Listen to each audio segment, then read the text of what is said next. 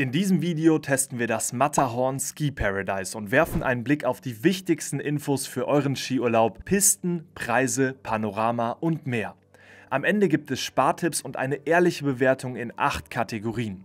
Nutzt gerne die Kommentare für weitere Tipps und eure Bewertung des Skigebiets. Das Matterhorn Ski Paradise zählt zu den größten Skigebieten der Welt und ist das höchstgelegene der Alpen. Mit 360 Pistenkilometern und 54 Liftanlagen erstreckt es sich über 2 Länder, die Schweiz und Italien. Aufgrund dieser Fakten ist die Karte von Zermatt eine der stärksten in unserem Skigebiete-Quartett. Und natürlich ist das Matterhorn eines der bekanntesten Fotomotive der Welt, der zentrale Blickfang des Skigebiets. Dieses markante Bergmassiv prägt das Panorama und bietet eine einmalige Kulisse, egal ob beim Skifahren, einer Bahnfahrt oder auf der Sonnenterrasse. Ins Gebiet gelangt ihr von Zermatt, Brolje-Vigna oder Val Trenoché in Italien. Zermatt ist autofrei, ihr bewegt euch zu Fuß, mit Elektrofahrzeugen oder Pferdekutschen. Parkplätze gibt's in Tesch, von wo euch eine Pendelbahn nach Zermatt bringt. Alternativ reist ihr komplett per Zug an, etwa mit dem Glacier Express. Das Skigebiet ist in mehrere Bereiche unterteilt, die für unterschiedliche Gruppen interessant sind. Sonegger-Rothorn ist perfekt für Familien und Anfänger mit sonnigen Pisten und hier lohnt sich insbesondere die Piste Nummer 11 mit einem genialen Blick auf das Matterhorn.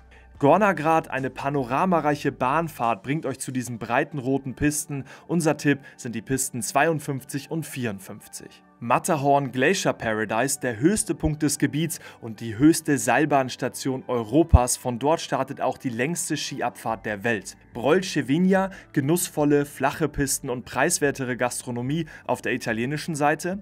Schwarzsee, anspruchsvoll mit direkter Verbindung zum Gletscherbereich. Und Testa Grigia, spektakuläre Ausblicke und die berühmte Ventina-Abfahrt, auch eine der längsten Pisten der Region. Dank der Höhenlage von verschiedenen Bereichen des Gebiets ist eine hohe Schneesicherheit gegeben. Jetzt kommen wir zu unseren Skierlebnistipps. Dabei möchte ich mit der 25 Kilometer langen Abfahrt vom kleinen Matterhorn bis nach Zermatt starten. Es ist eine der längsten Skiabfahrten der Welt und allein die Auffahrt mit mehreren Seilbahnen ist ein Erlebnis. Oben erwartet euch dann eine Mischung aus flachen Abschnitten und steilen Passagen. Kommentiert gern eure Bestzeit für diese Challenge in die Kommentare.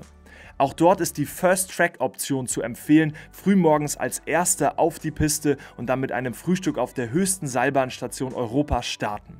Ein weiteres Highlight ist die Fahrt mit der Gornergratbahn. Ich habe mich gefühlt wie in einem Märchen. Der Blick am Observatorium auf das Monte Rosa Massiv ist gigantisch. Kulinarisch bietet das Skigebiet viel Abwechslung und wir haben euch eine Liste verschiedener Restauranttipps hier eingeblendet. Von der italienischen Seite mit Pizza und Pasta, wie zum Beispiel im Chalet Étoile, bis hin zu Schweizer Klassikern wie Käsefondue in der Wimperstube findet ihr quasi alles. Für den Abend in Zermatt haben wir noch einen Spartipp und zwar die Pizzeria The North Wall. Sehr lecker. Und wo wir schon bei Preisen sind, bleiben wir dabei. Dass Zermatt nicht günstig ist, dürfte bekannt sein. Wichtig dabei, das Skigebiet benutzt ein dynamisches Preissystem, das je nach Nachfrage schwankt. Daher ist ein pauschaler Preis für die Skitickets nicht so einfach zu ermitteln.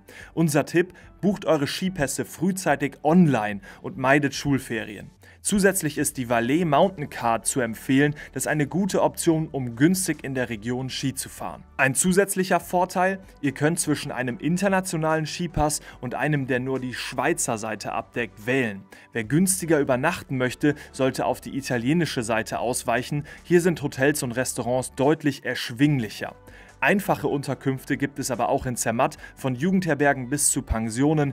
Klar ist, eine Übernachtung in Zermatt bietet einen besonderen Charme, den man auf der italienischen Seite nicht in dieser Art findet. Unsere Bewertung des Skigebiets Matterhorn Ski Paradise seht ihr hier eingeblendet. Ein paar Stichpunkte: die Höhe macht natürlich Schneesicherheit. Von der Präparierung im Gebiet waren wir etwas enttäuscht. Und ja, beim Panorama, was soll man sagen? Kommentiert sehr gern eure eigenen Erfahrungen, davon profitieren wir alle.